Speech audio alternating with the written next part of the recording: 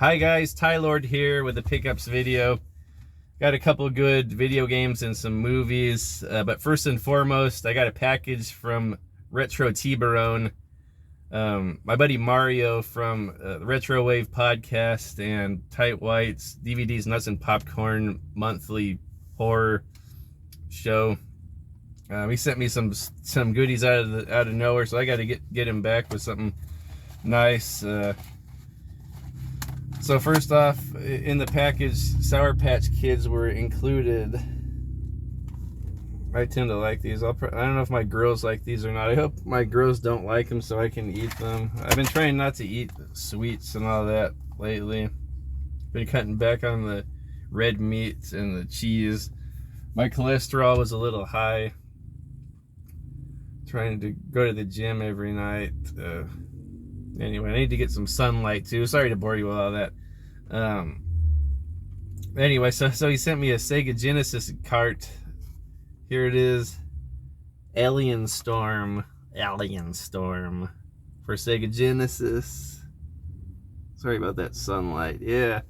So sent me that one. Didn't have this one. I got to hook up my Genesis now. It's sort of like a shooty beat 'em up type game. It's like a shooter, but kind of in the style of a beat 'em up. So he knows I like those type of games. So I'll put that in the Sega Genesis collection. I don't know if I'll hook up my JVC XI or just hook up my regular Genesis for that. I love playing my JVC XI, but I'm just afraid to wear it out. Like, it always works good. It's one of the best running video game machines I have, but I'm just afraid to wear it out. Same thing with my backward compatible PS3. But I've never had problems with that either. Anyway, and then he sent me this Xbox One game, Maneater. He knows I'm into the shark movies.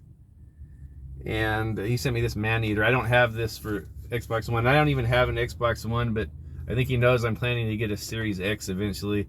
I have quite a little collection of Xbox One games whenever I get a Series X. Anyway, but this, from what I've seen of this, it's deep silver. Oh, Tripwire. I don't know if that's developer. And then and from what I've seen of this, it looks just like that old Jaws Unleashed for the 5th generation video game consoles. But I assume it controls a lot better. I think Roman Dan was recommending this one too. It looks to control a lot better than that Jaws game. I always wanted to get into the Jaws game, but it was really clunky and hard to control.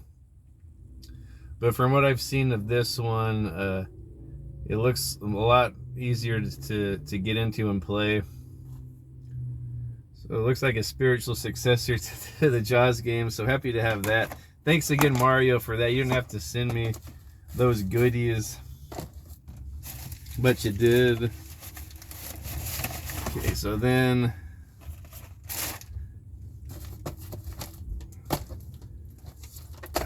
one more game I picked up at the GameStop. I rarely go to GameStop anymore. Maybe I go once a month to get my $5 off a game. I have that pro membership where I get it $5 off one item every month.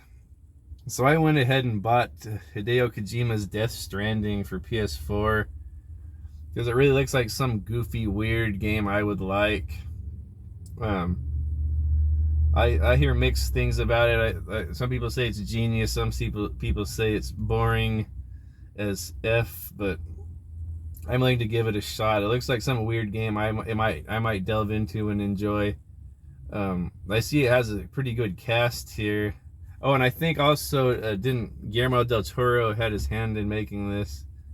And I think he might even be in the game, like act in the game. This has a lot of actors. It has Daryl from Walking Dead. What's that? This guy here. I can't think of the actor's name. He's from Boondock Saints.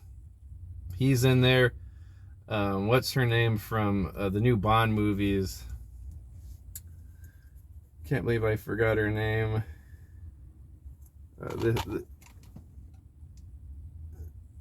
She was in the last 2 Bond movies, and then Mads Mikkelsen's in it. All their likeness and acting, everything. So it looks like a Hollywood movie.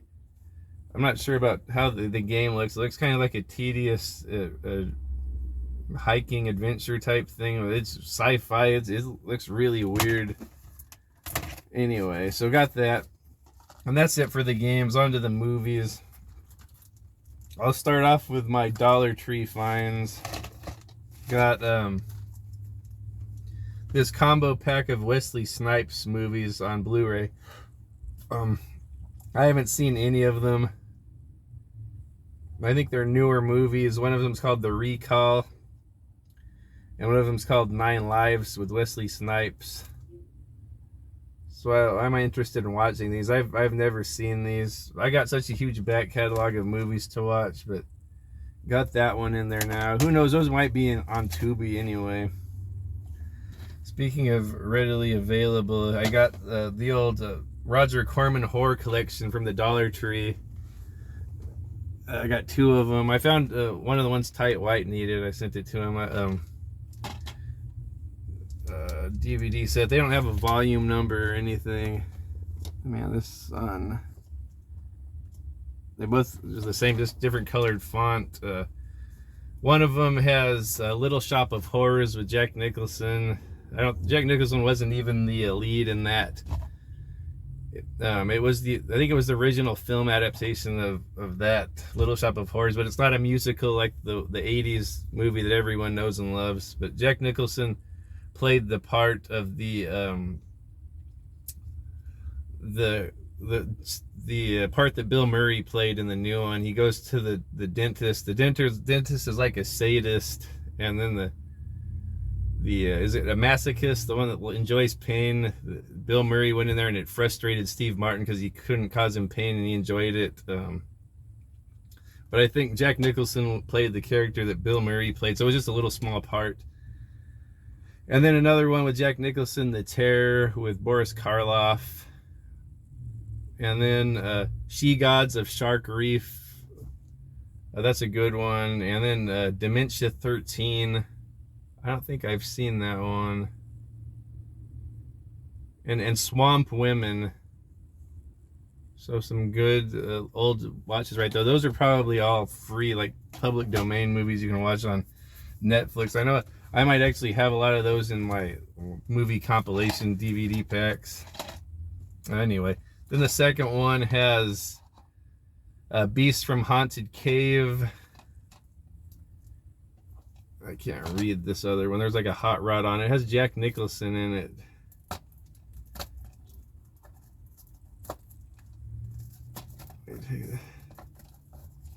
What the devil? Come on. The Wild Ride with Jack Nicholson. And then The Fast and the Furious. I guess there was an old movie called The Fast and the Furious. The T-Bird Gang. High School Big Shot. So those are probably some wild, rebellious teen movies and one sci-fi horror. So, thank you, Dollar Tree, for not letting me down. Okay. And then on to my Rasputin's pickup. I didn't find any games this week. I picked this one up, Jamaas Penitentiary 2. And I would like to find the first one, but this one was $2, so I didn't want to pass it up. I've been wanting to watch this series. I think they might be on Tubi. I know these are on Vinegar Syndrome, and I saw the DVD there. This one has Mr. T in it, and it has Ernie Hudson's in it. And then homeboy Leon Isaac Kennedy, he was in some action movies back then. He's the star of this series. And this director, I think he did 3 of them. So I wanted to check out this series, sort of a fighting prison type series, like a boxing type series. So I'm looking forward to watching that. And then I picked this one up. We went ahead and spent $8 on it because it's something I'm really interested in. The Deep Ones. It's a 1, 2, 3 Go Productions. I was thinking this was the same production company that did the new Castle Freak. They did a lot of H.P. Lovecraft related stuff, but it isn't. But this is the Deep Ones. I'm assuming this is an adaptation of Shadow over Innsmouth, one of H.P. Lovecraft's short stories. From the description I read, it sounds like a couple moves to this weird town with these weird people. And some of the characters' names I recognize from the Shadow over Innsmouth short story. So I'm thinking this is another adaptation of Shadow over Innsmouth, which Dagon was, Stuart Gordon's Dagon. That's probably one of my favorite horror movies. Probably one of my favorite H.P. Lovecraft adaptations. There was never ever really a movie of Shadow over Innsmouth. Dagon's the closest thing. And I saw there is a Dagon in this, so I'm thinking this might be a new version of Dagon, which is one of my favorite movies. And I see it has Kelly Maroney's in it as Zadok. I think Kelly Maroney's that little girl from, I think she was in Fast Times at Ridgemont High, and the little girl in, or the younger girl in Night of the Comet.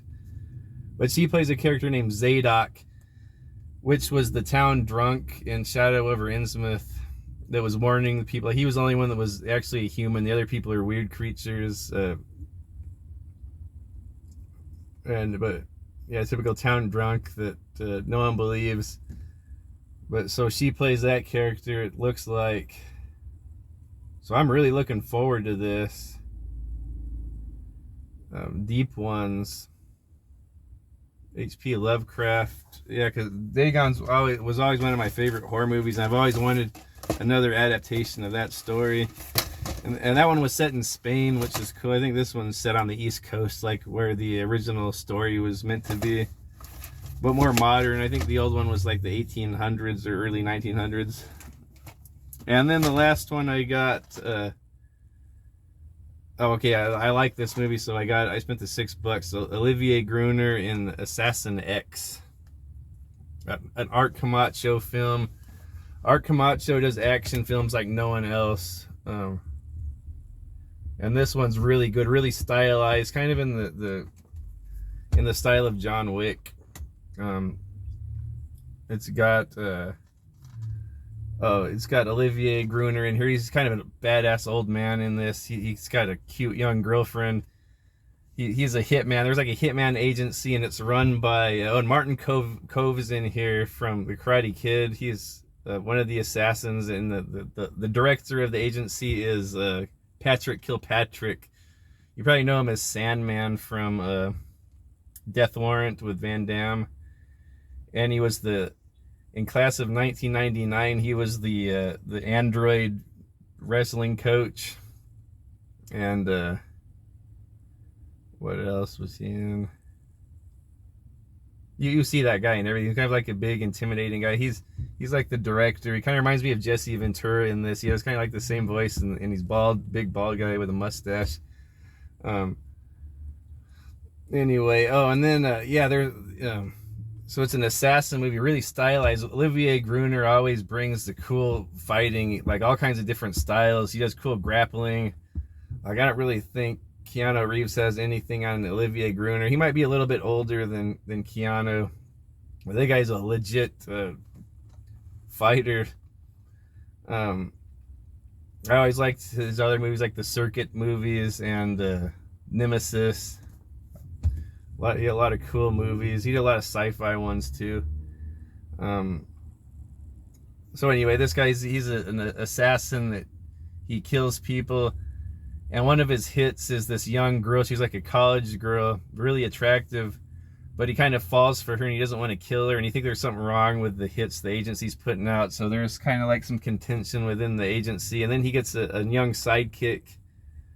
sidekick character. I don't know the actor's name, but he's kind of like a studly young guy. And that they're kind of partners, or he's kind of coaching the young guy. And the young guy meets this woman that's like this kind of a crazy young girl, and the young guy and her are always in bed with each other. And then Olivier, he's an old stud getting that young college girl in here. Or he's an old stud getting that young college girl in here. So yeah, this is oh yeah, there's just a tiny part. Sasha Mitchell from Kickboxer 2, a little tiny part, and Richard Grieco has a tiny part in this. I think they were trying to do a sequel to this. Looked like they were building up for a sequel, but this came out in 2015, so I'm not sure if whenever it became. Anyway, it was a really cool movie. A lot of fighting, not so much car chases or maybe light on the car chases, mostly just fighting action hand to hand.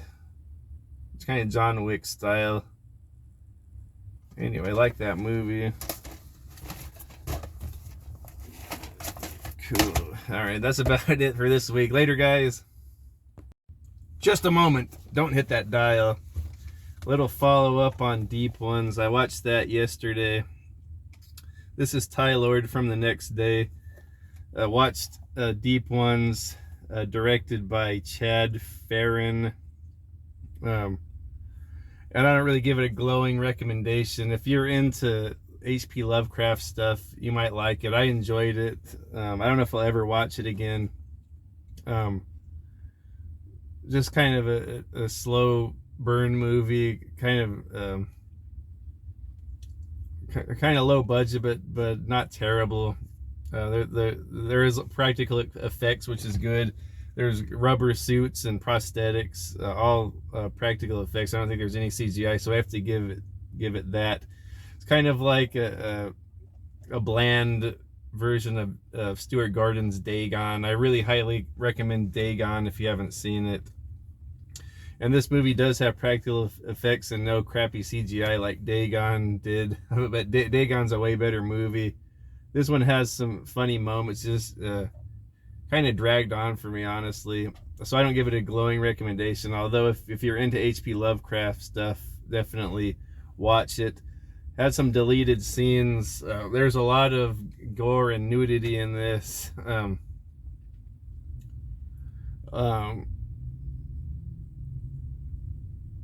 There's some deleted scenes. The beginning started off kind of weird. I saw an alternate beginning scene, which was way better, which would have caught my attention way more than the beginning scene that's in the actual final cut. But I think maybe it would have given away a little bit too much of the surprise at the end if they would have left the beginning scene in. As you see the monster Dagon in there at the beginning on the deleted beginning. Anyway, so I don't know if I can't really give that one a glowing recommendation. So I'm thinking whether or not I should keep it in my collection. Maybe I'll give it one more shot one day. But anyway, the acting was all pretty decent and all that. Okay, and then some more Dollar Tree pickups. 10 action movies most wanted. I got this one and gave it to Tight White, and he fell in love with Dead in. It was like a really gross a revenge movie. From what he described of it, I don't know if I want to watch it, but I don't really see this one too much, so I thought I'd buy one for myself, or if anyone else wants that, hit me up. Okay, I found another copy of my favorite Dollar Tree movie, Vincent Soberano's Trigonal Fight for Justice.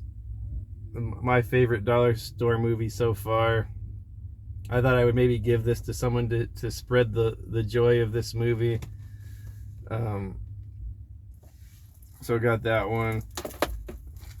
And then another pretty good modern martial art movie, which I was not expecting to be good.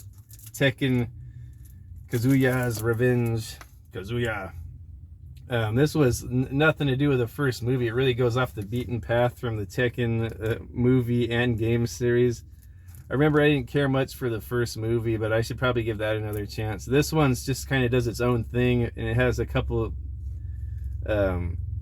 Tekken characters in it. It's from 2014, and Kane Kosugi's the main guy. He plays Kazuya, so that's a bonus. And then Kerry Tagawa, the guy that plays Shang Tsung, is in here. He plays Hihachi. And also Gary Daniels is in here playing, I think that guy name's Brian Fury. So Gary Daniels in here. I found a Gary Daniels Dollar Tree movie, a Blu-ray nonetheless. I think a while back I was really hoping I would find a Gary Daniels movie at the dollar store, and here's one. I don't think he has that big of a part. A pretty cool modern action martial art movie. Blu-ray. I had this on DVD, but upgrading to Blu-ray now. Anyway, so that's it for good this time on this video. Yeah, if you're into H.P. Lovecraft and you can find this for cheap, I would give it a try. If not, I don't know if it would do anything for you.